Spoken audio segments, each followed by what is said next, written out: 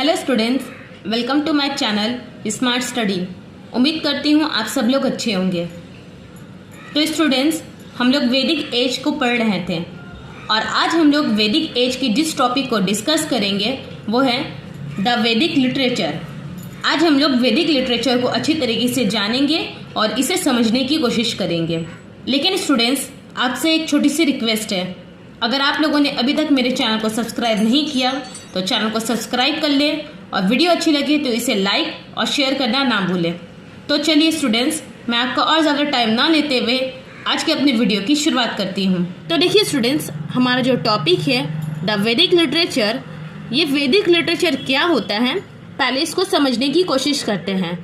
वैदिक लिटरेचर वो लिटरेचर्स है जिसको आर्यंस ने कंपोज किया है। आर्यन के द्वारा जितने भी लिटरेचर कंपोज की गई हैं इसको हम लोग वैदिक लिटरेचर कहते हैं।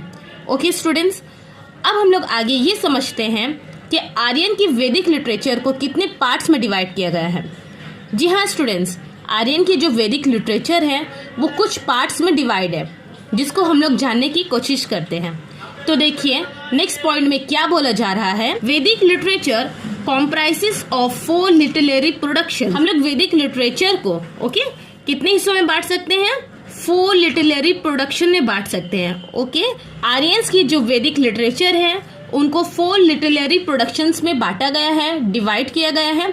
वो कौन कौन से हैं देखते हैं। पहले है द वेदास, फिर द ब्राह्मणास, द आर्यकास और द उपनिषद्स। ओके, तो अभी हम लोगों ने क्या देखा? अभी हम लोगों ने ये पढ़ा आर्यन के वैदिक लिटरेचर को 4 लिटरेरी प्रोडक्शन में डिवाइड किया गया है और वो 4 लिटरेरी प्रोडक्शन क्या क्या है? पहले है the Vedas, the Brahmanas, the Aranyakas and the Upanishads. Okay, अब हम लोग इन चारों को ब्रीफली तरीके से डिस्कस करेंगे।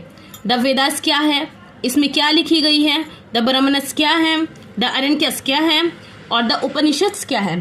इन चारों को अच्छी तरीके से डिस्कस करेंगे। तो आइए नेक्स्ट पॉइंट में क्या बोला जा रहा है उसको हम लोग डिस्कस करते हैं। तो देखिए students, Vedic literature had grow up in course of time and was really handed down from generation to generation by word of mouth. तो गौर करिए इस पॉइंट में क्या बोला जा रहा है हम लोगों को। वैदिक लिटरेचर जो है इसको बहुत ज्यादा टाइम लगा है, कोर्स ऑफ टाइम, एक बार में ये प्रोड्यूस नहीं हो गया है। ओके, इसको कोर्स ऑफ टाइम यानी बहुत टाइम लगा है। और आगे क्या बोला जा रहा है देखिए, and was really handed down from generation to generation by word of mouth. देखिए क्या बोला जा रहा है, ये बोला जा रहा है कि जो वैदिक लिटरेचर्स है ना उसको लिखा नहीं गया है बल्कि ये generation to generation the word of mouth इसको कंपोज किया गया है। ओके, इसको याद कर करके ही कंपोज किया गया है। ये पहले लिखा हुआ नहीं था। पहले के जो आर्यंस थे वो उसको रिमेम्बर, इसको याद करते हैं, उसके बाद फिर दूसरे आर्यन की ग्रुप को याद करवाया जाता था। इस तरीके से वैदिक लिटरेचर जो है ये कंपोज हुआ है। ठीक है, ओके। अब इस चीज को यानी कि ये लोग तो माउथ लर्न कर रहे हैं, इस चीज को क्या कहा जाता है? हेंस दीज आर कॉल्ड श्रुति। इसको हम लोग श्रुति कहते हैं। श्रुति मतलब सुन कर याद करना, टू हेयर, सुन कर याद करना। सुन कर याद करने को हम लोग श्रुति कहते हैं क्योंकि वैदिक लिटरेचर को पहले सुना गया फिर इसको याद किया गया, इसी को ही श्रुति कहते हैं। ओके, नाउ अब हम लोग डिस्कस करेंगे सबसे पहला जो वैदिक लिटरेचर है जो है वेदास, इसको। ओके स्टूडेंट्स, तो आइए देखते हैं वेदास क्या है, इसको हम लोग जानने की कोशिश करते हैं। तो देखिए स्टूडेंट्स, वेदास के फर्स्ट पॉइंट में क्या कहा जा रहा है इसको डिस्कस करते हैं। द मोस्ट इम्पॉर्टेंट ऑफ वैदिक लिटरेचर आर वेदास, यानी जितने भी वैदिक लिटरेचर है जो कितने हैं? 4। ओके, आर्यंस के 4 वैदिक लिटरेचर हैं जिसमें से मोस्ट इम्पॉर्टेंट वैदिक लिटरेचर क्या है? वेदास है। Okay, Vedas was the most important वैदिक लिटरेचर। ओके, नाउ अब वेदास के बारे में जानते हैं। वेदास क्या है? Vedas are called apaurusheya. वेदास को हम लोग और क्या कहते हैं? वेदास को हम लोग और अपौरुषेय भी कहते हैं, जिसका मतलब क्या होता है? Not created by man but God gifted. क्या बोला जा रहा है? इसका मतलब होता है कि इंसान द्वारा ये लिखा गया नहीं है, ये गॉड गिफ्टेड है, ये गॉड का लिखा हुआ है, ये गॉड ने बयान किया है। ठीक है, इसलिए हम लोग इसको और एक नाम से बुलाते हैं वेदास को, जो क्या है, नीतिया। वेदास को एक नाम से बुलाया जाता है अपौरुषीय, जिसका मतलब होता है इसको इंसान द्वारा लिखा नहीं गया है, इसको इंसान द्वारा बनाया नहीं गया है, ये गॉड गिफ्टेड है। ओके, और दूसरा नाम क्या है, नित्य। नित्य का मतलब होता है एग्जिस्टिंग इन ऑल इटर्निटी। क्या होता है कि पूरे दुनिया का जो एग्जिस्ट है वो किस में है, वो है वेदास में। ओके स्टूडेंट्स, समझ में आया? तो अभी हम लोगों ने क्या देखा, अभी हम लोगों ने ये देखा कि वैदिक लिटरेचर जो 4 है उसमें सबसे इम्पोर्टेंट कौन सा है, उसमें सबसे इम्पोर्टेंट है आपका वेदास। ओके, वेदास को हम लोग और 2 नाम से जानते हैं, पहले अपौरुषीय, दूसरा है नित्य। अपौरुषीय मतलब not created by man but God gifted.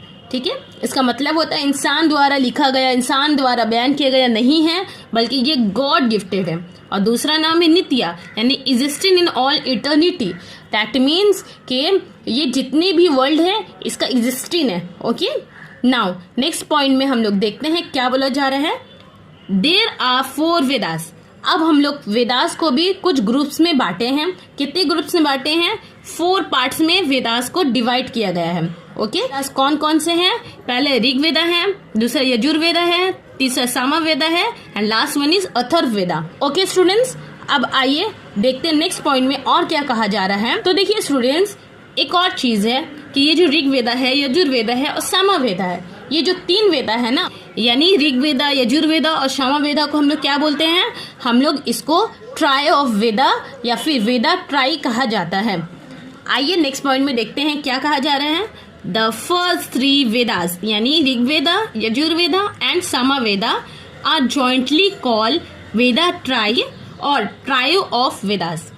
ये जो 3 वेदा है इसको वेदा ट्राई या फिर ट्रायो ऑफ वेदास भी कहा जाता है। ओके स्टूडेंट्स, अब हम लोग ये जो ऋग्वेदा है, यजुर्वेदा है, सामवेदा है और अथर्ववेदा है, इसको एक एक करके अच्छे से जानेंगे और इसको अच्छी तरीके से डिस्कस करेंगे। तो आइए देखते हैं। अब देखिए स्टूडेंट्स, ये ऋग्वेदा क्या है। फर्स्ट पॉइंट क्या बोल रहे हैं, of the 4 Vedas the Rigveda collection of lyrics is the oldest text in the world. क्या बोला जा रहा है, ये जो 4 वेदास है, ऋग्वेदा, सामवेदा, यजुर्वेदा एंड अथर्ववेदा, इसमें सबसे ओल्डेस्ट वेदा कौन सा है, इसमें सबसे ओल्डेस्ट वेदा है आपका ऋग्वेदा। ओके, अब इस ऋग्वेदा में क्या है, इस ऋग्वेदा में कलेक्शन ऑफ लिरिक्स है। उसके बाद देखिए नेक्स्ट पॉइंट में क्या बोला जा रहा है, and therefore is also known as the first testament of mankind. ठीक है, ऋग्वेदा को हम लोग the first testament of mankind भी बोलते हैं। ओके, तो याद रखिएगा, ऋग्वेदा को हम लोग एक और नाम से जानते हैं जो क्या है, the first testament of Mankind. Okay students, अब देखिए ऋग्वेदा में कितने हैम्स है, कितने वर्सेस है और कितने मंडलास है। मंडलास मीन्स चैप्टर, इसको देखते हैं। तो देखिए इस पॉइंट में क्या बोला जा रहा है, the Rigveda contains 1028 hymns and 1058 verses divided 10 mandalas. Rigveda में 1028 हाइम्स है, 1058 वर्सेस है और 10 मंडलास मतलब 10 चैप्टर्स है। ओके, अब आइए नेक्स्ट पॉइंट में क्या बोला जा रहा है उसको देखते हैं। 6 mandalas from 2nd to 7th are called gotra या वंशीय मंडलास या कुला ग्रांट। ओके, ये जो 6 मंडलास है, कहाँ से, 2nd से 7th तक। ओके, 2nd से लेकर 7th तक जो मंडलास है उसको हम लोग क्या बोलते हैं, इसको हम लोग गोत्रा या वंशीय मंडलास भी बोलते हैं। ओके, तो स्टूडेंट्स आइए अब हम लोग आगे के पॉइंट्स को देखते हैं। आगे के पॉइंट में क्या बोला जा रहा है, the first and 10 mandalas are said to have been added later. ठीक है, ऋग्वेदा में जो फर्स्ट एंड 10 मंडलास है यानी फर्स्ट एंड 10 चैप्टर है, उसको बहुत लेटर, ठीक है, बहुत लेटर टाइम में ऐड किया गया था ऋग्वेद में। ओके, नाउ अब ये जो 10 मंडलास है, 10 चैप्टर वो ऐड किया गया था, इसमें क्या बोला गया, इसमें आर्यन सिविलाइजेशन का सबसे इम्पोर्टेंट चीज के बारे में, जिसको वर्णास कहते हैं, इसके बारे में डिस्कस किया गया है। आइए देखते हैं। द 10 मंडलास कंटेन्स द फेमस पुरुषास उक्ता विच एक्सप्लेन्स द 4 वर्णास ब्राह्मणा, क्षत्रिय, वैश्य एंड शूद्र।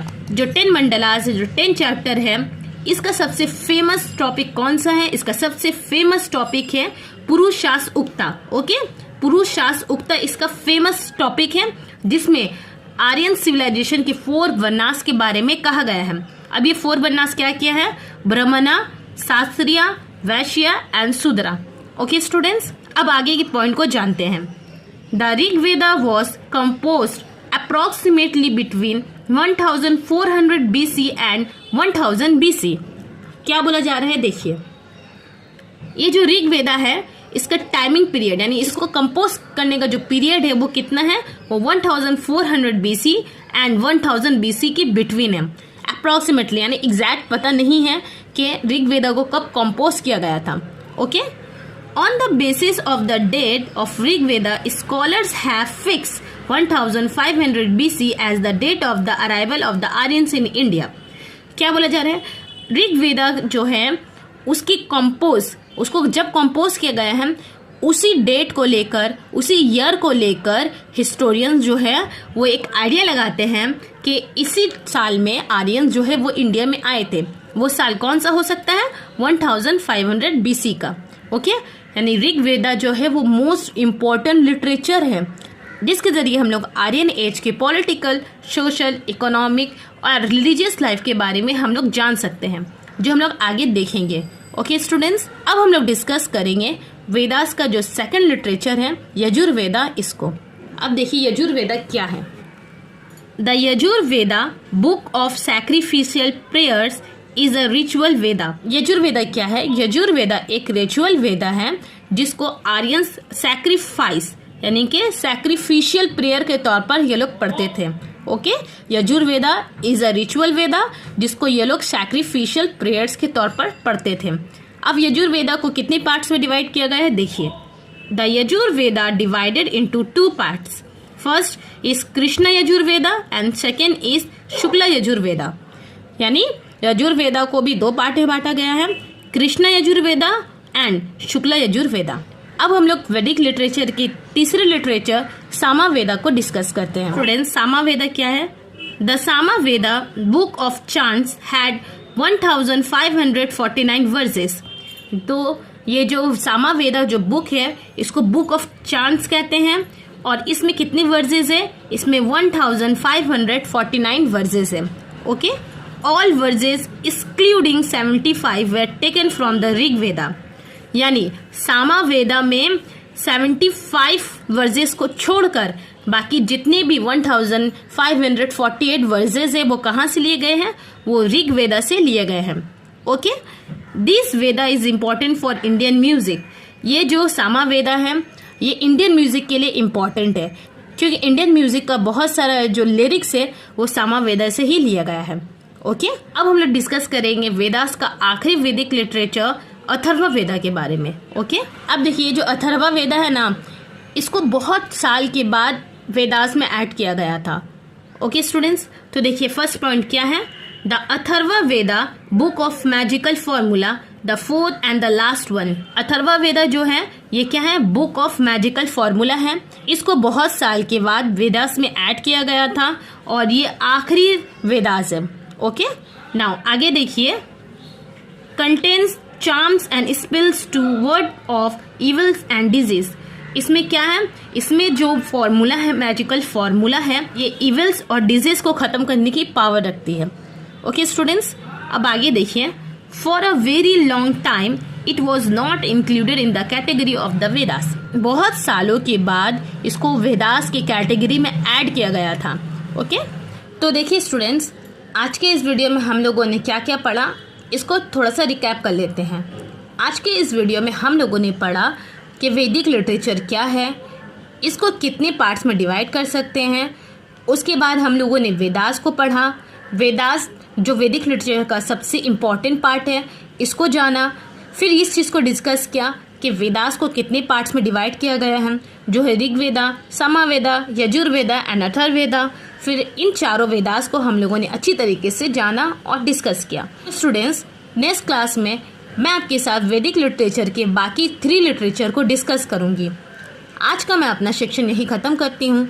अगर आपको वीडियो को समझने में थोड़ी सी भी कुछ डाउट हुई हो या फिर कोई क्वेश्चन आपके दिमाग में अराइज हो रहा हो तो आप मुझे नीचे कमेंट में लिखना, मैं इसका आंसर ज़रूर दूंगी।